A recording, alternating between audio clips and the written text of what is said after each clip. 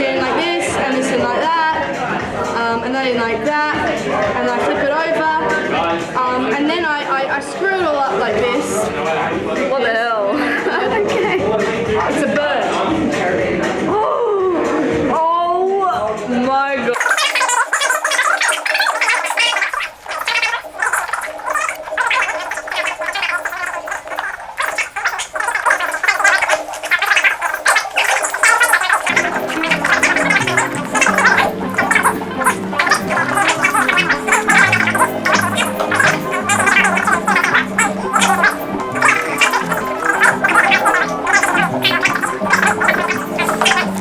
And he said, does this sound like a suffering man to you? This kind of vision, this kind of poetry? He was incredibly happy. What the fuck's wrong with you people? Just started yelling at everybody about how happy Van Gogh was, because he was. You know, he was just traumatized by mental illness.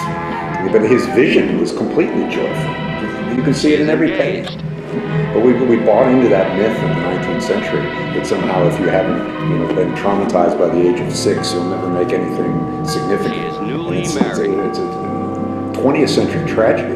And worse than that is that when people started to believe it in the 20th century, they started to see their work as them. And not so newly married. So once your work got exalted, and they said, this is brilliant work, yeah, I guess I am kind of a genius. And, it would inflate egos beyond belief. And of course, if your work got trashed, people would commit suicide because basically it was they were the thing, not the work.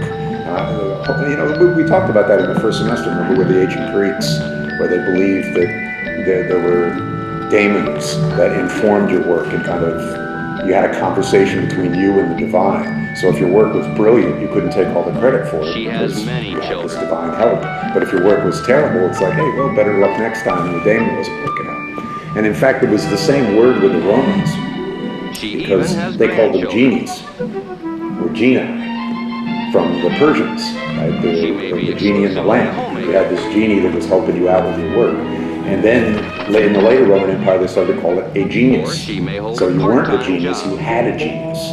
But when it hit the Renaissance, and man became the measure of all things, and you had the Vitruvian humans are the center of the world, then you didn't have a genius, you were a genius.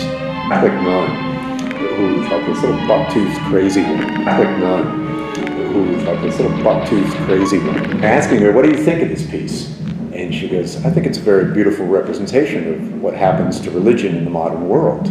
And the announcer's like, you really think that was the artist's intent and that's what they meant by this piece? After you gone and left me crying, after you've gone, there's no denying. You'll feel blue, you'll feel sad.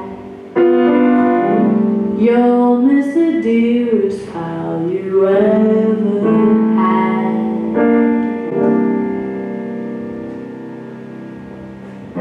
There'll come a time, now don't forget it. There'll come a time when you regret it.